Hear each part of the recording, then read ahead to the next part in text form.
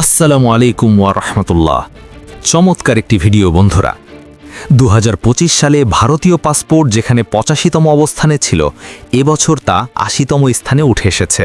তবে র্যাঙ্কিংয়ে উন্নতি সত্ত্বেও ভারতীয় নাগরিকরা আগে যেখানে 57টি গন্তব্যে বিনা ভিসায় যেতে পারতেন, এখন সেই সংখ্যা কমে 55তে দাঁড়িয়েছে।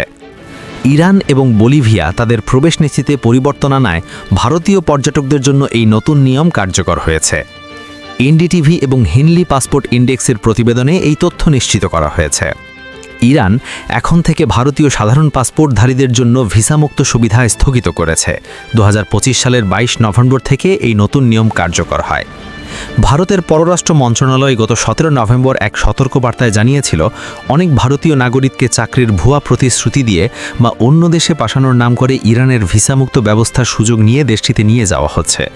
সেখানে পৌঁছানোর পর অনেককেই অপহরণ করে মুক্তিপণ দাবি করার মতো ঘটনা ঘটেছে। এই নিরাপত্তা পরিস্থিতির অবনতির কারণেই ইরান সরকার ভারতীয়দের জন্য আগাম ভিসা বাধ্যতামূলক করার সিদ্ধান্ত নিয়েছে। এখন থেকে ইরানে ভ্রমণ বা ট্রানজিটের জন্য ভারতীয়দের আগেভাগেই দূতাবাস থেকে ভিসা সংগ্রহ করতে হবে।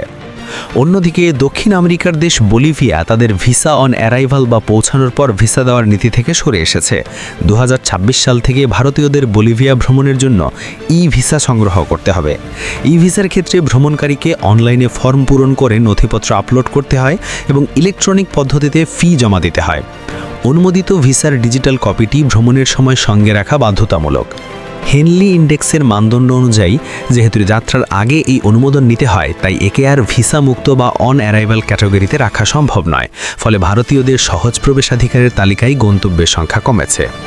সাধারণত কূটনৈতিক সম্পর্ক, নিরাপত্তা নিশ্চিত করা, জনস্বাস্থ্য রক্ষা বা অভিবাসন নীতিতে পরিবর্তনের কারণে বিভিন্ন দেশ তাদের ভিসা নীতি যে কোনো সময় সংশোধন করতে পারে। বন্ধুরা, তোমরা যারা আমার ভিডিও দেখো কিন্তু লাইক কমেন্ট সাবস্ক্রাইব করো না, প্লিজ বন্ধুরা দয়া করে লাইক কমেন্ট সাবস্ক্রাইব করে দিও। ইরান ও বলিভিয়া তালিকায় না থাকলেও ভারতীয়দের জন্য 2026 সালে এখনও 55টি দেশ ভিসা মুক্ত বা সহজে ভ্রমণের সুযোগ দিচ্ছে।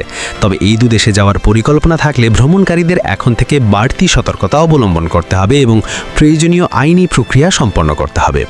বিশেষ করে ইরানের ক্ষেত্রে কোনো দালালের খপ্পরে না পড়ে সরকারি নির্দেশিকা অনুসরণ করার পরামর্শ দিয়েছে ভারতের পররাষ্ট্র মন্ত্রণালয়। বন্ধুরা, নামাজ মিস দিও না, নামাজ বেহেশতের চাবি। আজকের মতো সমাপ্ত বন্ধুরা, আল্লাহ হাফেজ।